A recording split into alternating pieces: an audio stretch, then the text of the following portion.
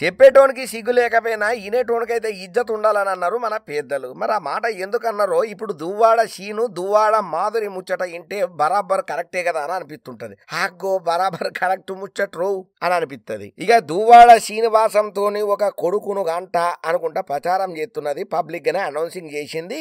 దువ్వాడ దువ్వెన అని చెప్పి అందరు నెటిజన్లు ముద్దుగా పిలుచుకునే మాధురి ఇక ఒక టీవీ ఛానల్కు ఆమె ఇంటర్వ్యూ ఇచ్చుకుంటూ వచ్చింది. ఇక ఆమె లోపల ఉన్న బయట పెట్టింది అనుకో రాదుండ్రి. నేను దువ్వాడ మాదిరిగానే ఉండేటందుకు ఇష్టపడతా అనుకుంటా దివ్వెల మాధురి మేడం చెప్పుకుంటూ వచ్చింది. మేడం ఎందుకులే కానీ దివ్వెల మాధురి చెప్పుకుంటూ వచ్చింది. కోర్టు క్లియరెన్స్ వచ్చిన తర్వాత పెళ్లి చేసుకుంటామని ప్రకటన చేసింది. మాధురి లేకుండా ఈ దువ్వాడ సీను లేడంట. ఒక్క క్షణం కూడా ఆమెను వదిలి ఉండలేకపోతున్నాడట. 10 నిమిషాలు పక్కకు పోతే విరహ వేదనతోటి రగిలిపోతున్నాడట దువ్వాడ శ్రీనివాసం. రచ్చ గెలిచినా కానీ ఇంట్లో గెలవలేకపోయినా అని ఆయనకి ఏదైతే లైఫ్ లా పర్సనల్ ఫ్యామిలీతోని ఉన్నదో గొల్లెన్సప్పుడు ఆ ముచ్చట గురించి జరంతా బయట పెట్టుకుంటూ వచ్చిండు. ఈ దువ్వాడ సీనుకు దువ్వాడ వాణితోని ఒక పెద్ద పంచాయతీ అవుతున్నది. 2003 వైఎస్ఆర్, 2024 వైఎస్ జగన్. నాకు ఎమ్మెల్యే టికెట్ ఇస్తానని గాత పేదోళ్ళనంటే నా పేర్లామే నాకు పోటీగా వచ్చింది. నేను కాంగ్రెస్ లో ఉన్నప్పుడు ధర్మాన ప్రసాద్ రావు నన్ను సస్పెండ్ చేయించిండని మస్తుగారానికి వచ్చిండు. ఇక ఆ తర్వాత గతి లేక పీఆర్పీలో జాయిన్ అయినా అని చెప్పుకుంటా వచ్చిండు. ఏదేమైనా మనుషుల పోకట జరంతా వెరైటీగానే ఉంటది. అవసరం ఉంటే కాళ్ళు మొక్కుతారు, అవసరం తిన తర్వాత నువ్వెవనేరా అంటారు. ఇప్పుడు చూడు ఏమంటున్నాడు, పీఆర్పీలనంట గతి లేక పోయిందట. మరి ఇప్పుడు నీకు గతి లేదని అప్పుడు తెలవదా?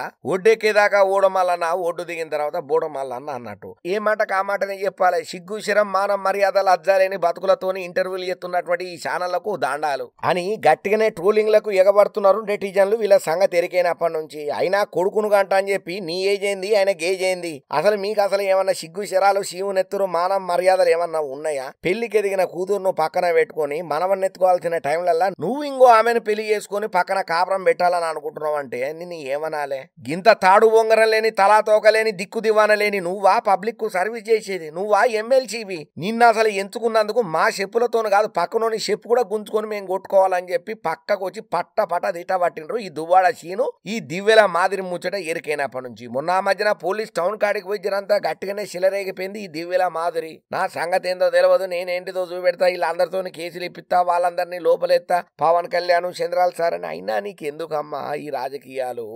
అనవసరంగా నెటిజన్లతో ఇంత సిగ్గుమాలిన తిట్లు తీరుతున్నా కూడా నీకు ఎందుకు బుద్ధి వస్తలేదో అర్థం కాదు. ఇప్పటికైనా ఆ సన్నాసిగా వదిలేసి నువ్వు సల్లగా పోయి నీ ఫస్ట్ మొగుడు ఉన్నాడు కదా వాళ్ళతో కాపురం చేసుకో. నీకు ఎదిగిన పిల్లలు ఉన్నారమ్మా, వాళ్ళకి ఏమని చెప్తావు? వాళ్ళు ఏమని చెప్తారు మీ అమ్మేదనంటే? ఒక్కసారి వాళ్ళ గురించి ఆలోచించు. సొంతలను వదులుకొని ఉంచుకున్న దగ్గర నువ్వు ఉండు ఎక్కడిది తూ నీ బతుకు చేయడా అని చెప్పి మస్తు తిట్టబట్టిల్లు ఈమె గురించి ఎరికైనోళ్ళు. అయినా ఏం చెప్తాములా, ఇవాళ రేపు రాజకీయ నాయకులు ఎందుకు ఇట్లా తయారైతున్నారో నాకు అర్థమైతలేదు. అయినా ఏందులా ఇలా పీచి పంచాయతీ? సమాజంలో నువ్వు రాజకీయ నాయకుడిగా ఎదగాలనుకున్నోనివి, పబ్లిక్ కు సర్వీస్ చేయాలనుకున్నోనివి, పబ్లిక్ నుంచి 10 ఓట్లు పొందినోనివి, నువ్వు ఎంత సిగ్గు శరం మానంతో బతకాలి? గిట్లా ఇజ్జత్ తక్కువ బతుకులు బతికి నువ్వు ఆ పబ్లిక్ కు సర్వీస్ చేసేది? రేపు ఏ దివాలా ముఖం తీసుకొని పబ్లిక్ దగ్గరికి పోయి ఓట్లు అడుగుతావా సిగ్గు తప్పినోడు అని చెప్పి లెఫ్ట్ అండ్ రైట్ గట్టిగా నేర్చుకుంటున్నారు ఇలా ముచ్చట ఎరికైనప్పటి నుంచి.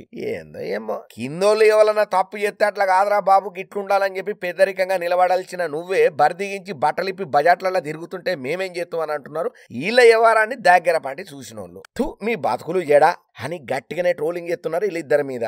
పెళ్లికి ఎదిగిన కూతుర్ని పెట్టుకుని ముద్దుగా మనమన్నెత్తుకొని జోలపాట వాడాల్సినోడు ఇప్పుడు పక్కదారిన వట్టి ఇంకో దాంతో డుంపుటుక అంటున్నాడు అంటే వీళ్ళు ఏమనాలని చెప్పి అడ్డగోలుగా తిట్టేటోళ్ళు కూడా బాగానే తిడుతున్నారు. సరే ఈ సన్నాసి ఇట్లా చేస్తున్నాడు అని అంటే మరి ఇలా లీడర్ ఏం చేస్తున్నాడు? అయ్యా లీడర్ కన్నా బుద్ధి ఉండాలి కదా. గీసంటోళ్లను పార్టీలలో ఎంకరేజ్ చేసుకుని ఎందుకు ఉన్న ఇజ్జత్ ఆయన తీసుకుంటున్నాడు? అసలు జగన్మోహన్ రెడ్డి అన్న ఓడిపోవడానికి ఇటువంటి సన్నాసి దగులుబాజీ దౌర్భాగ్యులే కారణము.